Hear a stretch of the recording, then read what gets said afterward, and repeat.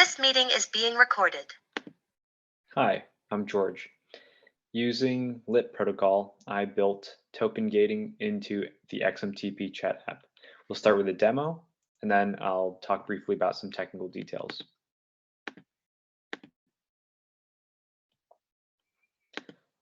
All right, here's the deployed. Here's my deployed bounty project. Let's connect wallet.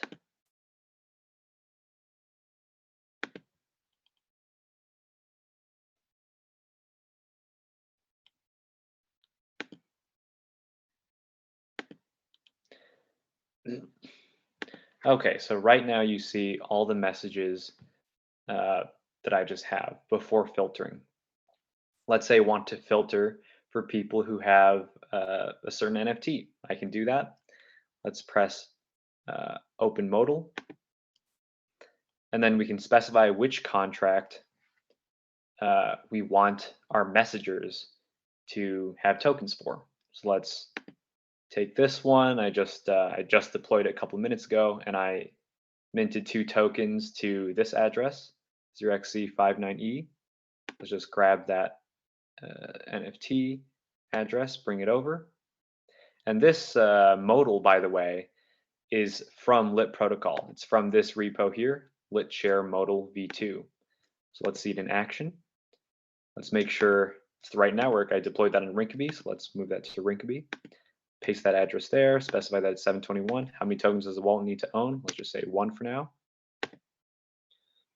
Okay, press done. And then this modal doesn't actually close, so you got to click out of it yourself.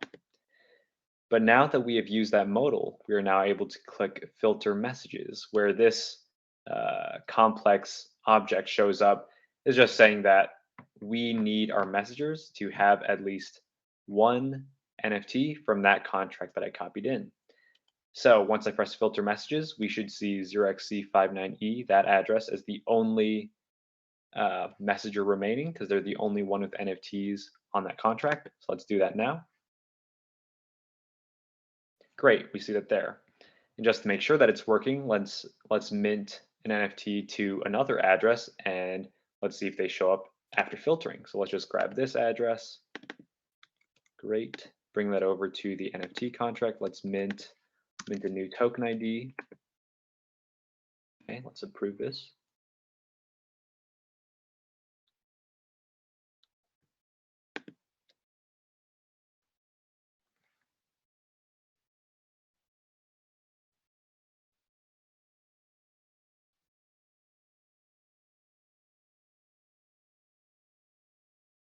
Okay, so now 0x66C should show up along with 0xC59E after filtering. So let's see if that works. Great, it does. Now with this modal provided by Lit protocol, you really can do anything that's provided by this modal. You can do a specific address, let's say. You can do, have at least 10 of some ERC20 token. You can do really anything that's provided here. Right now in my version, chaining these access control conditions with Boolean expressions, you'll see that in a sec, does not work. I'll actually show. Okay, so great. We specified that certain address that we want to see, and that's there after filtering. Yeah. So these top 3 options work fine. I'm not able to demonstrate DAO members because I'm not part of any DAO, even on a test net. But gate with multiple conditions, that is not yet working on this MVP. But all these other options you can do. All right, so that's great. Now let's talk a little bit about the technical details. So Lit protocol's normal use is you specify access control conditions, and then you specify a resource ID. Usually that is a route in your app, like /home, /about, whatever. And then based on that access control condition, which is a JSON representing this address must have, let's say, at least 10 USDC, or this address must have at least 2 tokens on this NFT contract. Based on that access control condition, a JSON web token or JWT will be generated, and it has a coded payload saying whether that condition was met. And the normal way LIP protocol is used is that that JWT will be stored in your browser.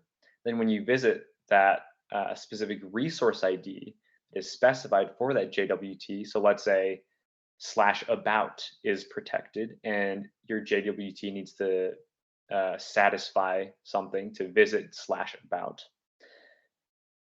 In that case, when you visit the /about route, that JWT stored in your browser will be verified.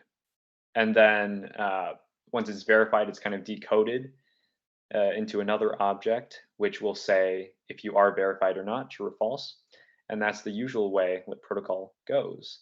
But in mine, what I do is that for every contact in your conversations list, I create an access control condition for them. So in the example I just showed with the NFT, it's basically does address 1 have at least 1 NFT in this contract? Does address 2 have at least 1 NFT in this contract? So on and so on.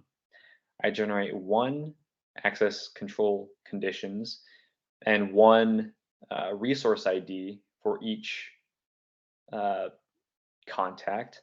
I immediately create a JSON web token, JWT, and instead of storing it in the browser, I immediately uh, decode it basically. I immediately verify that JWT to see the result.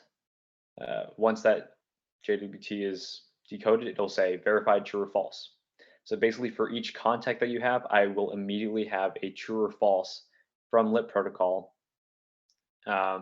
saying whether they meet that access control condition, whether it's do you have at least 10 USDC, do you have at least 3 NFTs on this 721 contract or 1155.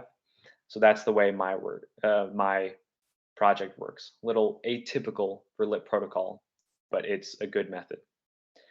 Thank you for listening. I'll write out more details in that README, and for now, so long.